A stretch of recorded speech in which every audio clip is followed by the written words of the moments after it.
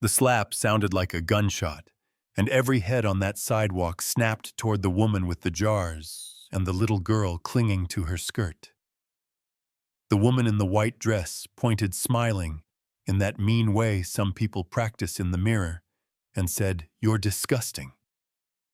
I was stepping out of my car when the vendor looked up and my whole life tilted because it was the face I buried years ago. My ex-wife, the woman I was told had died in a fire. I know what you're thinking. Impossible, right? Grief plays tricks. The mind grabs the nearest ghost and calls it memory. That's what I told myself for one breath, maybe two, but then my chest answered louder than my brain. My assistant whispered, "Boss, that's her," and my phone slid in my hand like it suddenly weighed 10 pounds. Around us, people did what people do. They made a circle and then made it cruel. Phones, lifted laughs came easy, and that little girl tried not to cry because kids can learn silence before they learn safety. Tell me, do you think that's fair? I'm Eric, and if you've seen my name in a headline, it probably came with billionaire stapled right behind it, like wealth is a personality and not just a number in a blue app. What you didn't see, what I didn't show, was the chain around my neck that looked a lot like duty and sounded exactly like my mother. I grew up in a house where everything gleamed and nothing felt warm, where legacy meant people smiled at you while they measured you, where love had to pass inspection. So I learned to be polished, to hold a room, to swallow 1,000 small deaths with a glass of still water. And there she was on a blistering day that smelled like diesel and hot pavement, arranging jars of shrimp paste like soldiers thinner than I remembered, hair tucked beneath a sun hat, eyes exactly the same. Rachel. A kid bumped her elbow, a few drops hit the white dress, and suddenly the sidewalk turned into a courtroom where poverty is always guilty. "You stained my dress," the woman snapped louder now, because anger loves an audience. "Do you even know how much this costs?" Laughter phones raised higher, one more slap, and Rachel bowed like she'd learned the choreography of humiliation. The girl's lip trembled. Rachel said, "I'm sorry, I didn't mean to," her voice small and steady at the same time, and I stepped forward without remembering the decision. "Buy this entire block," I said, and the sound of it cracked the air. Heads turned as if the city had just changed channels. Security moved because they know my temperature by my tone. "Get my family out of here," I added, and even I heard the word land family, like a secret I'd kept so long. The lock rusted off by itself. When I reached her, I lifted her chin with a shaking hand. Up close, time hadn't touched her eyes. "You're alive," I whispered. Not eloquent, not strategic, just true. In the back seat, the little girl stared at me like trying to solve a puzzle with my nose in it. I looked back, the angle of her chin, the half smile, the eyes, my eyes, and my throat closed. "Is she?" I didn't finish, I didn't have to. The answer sat between us like sunlight. "If it were you right there in that car with a past you buried and a future looking at you with your own eyes, what would you have done?" That night, I went to their place wearing a plain jacket and a cap you buy when rich men want to look invisible and end up looking guilty. The room was small, a single bulb throwing tired light, a woven mat, a basin by the door, the smell of soup and laundry soap and hope. Lily, that's her name, was cutting paper dolls with blunt scissors. Rachel opened the door, and we stared for a second, not with shock anymore, but with the ache of people picking up a sentence they weren't allowed to finish. Dinner was porridge with fried fish, and I swear to you, it tasted like mercy. We talked around the edges at first, then through the middle letters she wrote, and never reached me messages, blocked the day she went to my company, and got intercepted by a woman with cold eyes and a perfect coat. My mother Grace, who'd opposed us from the start, who said small-town girls don't survive in big houses, who called love a liability, who could make a threat sound like advice.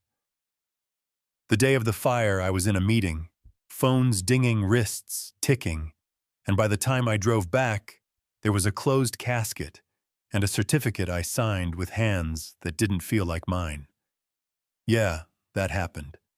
I carried that signature like a verdict for years. I started visiting most nights, 2 soft knocks, my name at a whisper, Lily running to me like a verdict in the other direction. "Mister, you came back," she'd say, and I'd feel something in my chest rearrange.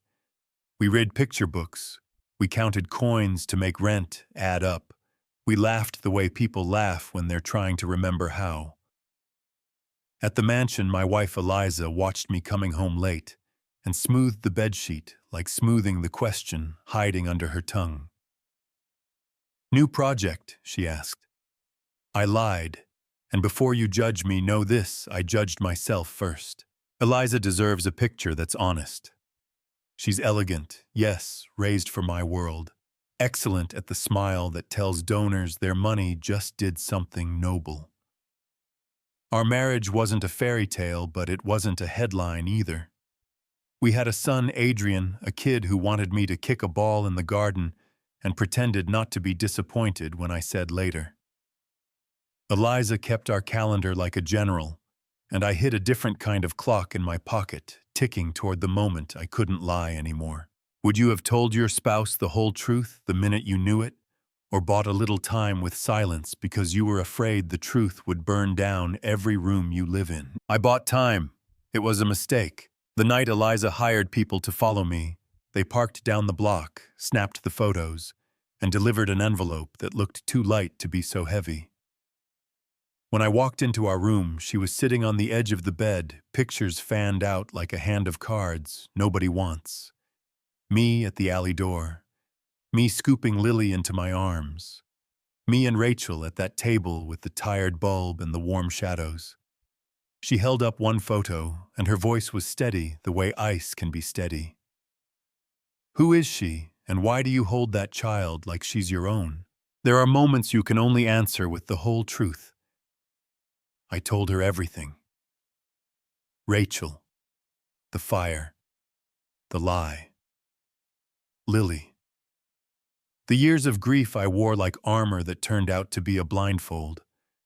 Eliza didn't scream, didn't throw the pictures, didn't deliver the kind of theatrical line you expect in movies. She cried, not messy, not loud, the kind of crying that empties a person. Then she took my hands and said something I still don't fully deserve. "If what you're saying is true, if she was your first love and that little girl is your daughter, I will try to understand. Not because I'm weak, because I chose you." That was the first twist, the one that flips your idea of saints and villains. But it wasn't the last. Stick around, because what happened next will blow your mind. While I was balancing 2 lives like a clumsy juggler, Eliza was fighting a battle none of us knew about. She'd been tired skipping meals, brushing off Adrian's questions with jokes about diets and gowns. And one night I found a small bottle of pills tucked into her blazer pocket. She smiled with a kind of bravery that made my stomach drop. We talked in the quiet of our room, and she told me stage 3 ovarian cancer. She'd known for a while. She didn't tell me because, in her words, you looked like you were already carrying too much. I wanted to argue, to be angry at the secrecy, but the truth is we were both hiding out inside our own silence, weren't we? Chemo was a thief. It took her appetite, and her eyelashes then tried to take her dignity. She wouldn't let it. She'd lock the bathroom door, and I'd hear pain, "You can't glam up." Then she'd come out, fix the pillows, smile for Adrian, ask about his spelling test. I cut back my trips to the alley, then stopped them because the woman in front of me needed me more than the past did. Rachel understood. "Take care of your wife," she told me, squeezing my hand like a prayer, "and tell Adrian his smile could light this whole city." One evening, I watched Eliza at my study desk with an old fountain pen, writing in that careful script she used for thank you notes.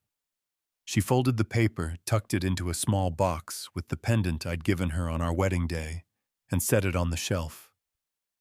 She didn't know I'd seen. A week later, she passed in a room with the lights low, Adrian's hand in one of hers, mine in the other, her voice a whisper that still fills the room when I close my eyes. I love you. You don't know how much I said, and it was true and late and right on time. After the funeral, I found the box, inside her letter. She thanked me for loving her, asked forgiveness for hiding the illness. Admitted she had tried to be strong so I didn't have to carry everything at once. And then she wrote the words people argue about in the comments when I tell this story. Go find Rachel. Maybe this is how God fixes what we couldn't. Go back to your first love. Don't turn away from your daughter. Be a father. Be a better man than the house you were raised in. Tell me straight. Is that strength or surrender grace or giving up love or letting go of the rope because your hands are bleeding? I still ask myself. 3 years went by, measured in board meetings and bedtime stories.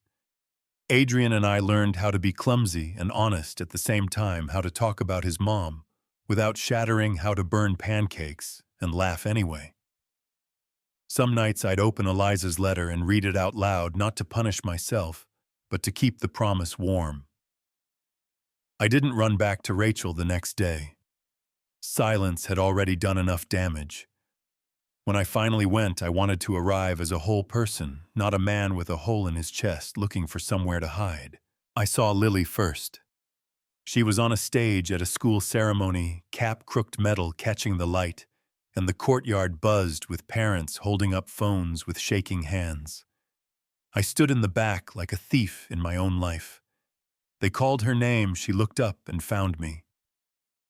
You ever watch a kid recognize a parent and make a decision with her whole body? She ran. Dad, she shouted, and I swear the years stitched themselves together while she crossed that little distance. Rachel stood beside her, tears, bright smile, careful. Adrian showed up with his nanny, tugged my sleeve and whispered, "Can I meet her?" So I introduced my son to my daughter, 2 kids who had been living on opposite sides of a line drawn by adults. Adrian stuck out his hand like a 7-year-old diplomat. Can we be friends? Lily laughed, grabbed his hand, not just friends, siblings. Right there under bad gym lighting and a banner with a typo. I understood something simple. The past can be a prison, but it can also be a bridge if you walk it together. We tried the slow way. Coffee at a place where nobody looks up. Walks on streets where people mind their own business. I told Rachel about Eliza's letter, about the box, about the blessing disguised as a goodbye. We didn't rush. Nothing worth keeping grows in a hurry. We talked about all the wrong turns, the times I chose image over love, the times she chose hiding over hope. And then there was one door we had to open, if this was going to be a life and not a secret. My mother. Grace's living room looks like money carved into marble silk, deciding it loves itself, a painting that cost more than a block of rent. She sat straight, fan in hand, voice like a blade. I've heard she said you're taking that woman back, and her child. No hello. No are you well. I told her the truth in words so plain they felt like rebellion. Yes. Rachel is my family. Lily is my daughter. Adrian needs a sister who isn't a rumor. I'm done choosing your reputation over their lives. She snapped her fan shut like a gavel. Then forget I am your mother. Power sounds theatrical when it's losing, have you noticed? I swallowed and nodded. If that's the price, I'll pay it. I hope one day you understand honor isn't a name, it's what you do to protect love. I walked out with my hands shaking and my heart strangely light. Outside, Rachel and the kids were waiting by the car. Lily waved like this was a field trip. Adrian gave me a look that said he didn't need palaces to feel at home. We drove without music. The city slid by. Nobody spoke for a minute. Then, from the back seat, Lily asked the question sitting in all our mouths. "Dad, are we a family now?" I looked at them in the mirror. Two kids who didn't ask for any of this, two kids who deserved the cleanest answer I had. "Yeah," I said as steady as I could. "We are." Here's where people start arguing in the comments, and I want you to because that's how stories do their work. Did I betray Eliza by going back to my first love even with her blessing? Did I betray Rachel by waiting so long? Did I betray Adrian by adding a new chapter after a loss he was still reading? Did my mother ever have a point about scandal and stability, or was she just hiding cruelty behind legacy? Be honest. If it were you, what would you have done? Would you step into a public humiliation when everyone else is filming? Would you choose grace over payback when a lie cost you years? Would you risk your name to give your child your love? Do you think that's fair? At our house now, not the mansion with imported roses, the house with chipped plates and 4 p.m. sunlight sliding across a kitchen floor, we eat together. Shrimp paste still smells like shrimp paste, but when we pass it, it tastes like survival, and a table we built with 4 bowls instead of 2. Sometimes we talk about Eliza, we keep her in the room where she belongs. Sometimes we talk about Grace, we don't keep her out so much as we stop letting her decide where the doors go. The woman in white who slapped Rachel that day sent an apology letter months later, carefully worded by a lawyer signed by a hand that never learned to hold a consequence. I didn't answer. I didn't blacklist her either. I just made sure that block, the one where a dozen vendors try to turn jars into dinner, stays safe, clean, and theirs. This ending is tidy only from far away. Up close, it's stitched and uneven, which is to say human. We chose to be a family, not because it solved every question, but because it was the truest answer on the table. And now I'm offering you a question back. In a world that worships status and calls it virtue, what do we actually owe each other in public, and what do we owe in private? Is forgiveness bravery or denial? Is legacy worth more than love, or is legacy just the story we tell to excuse the love we didn't risk? If this story hit you somewhere you didn't expect, talk to me. Drop a comment. Tell me where you're watching from, what you would have done on that sidewalk. Whether you think my mother was protecting me or protecting a myth. Whether you believe Eliza's letter was grace or surrender.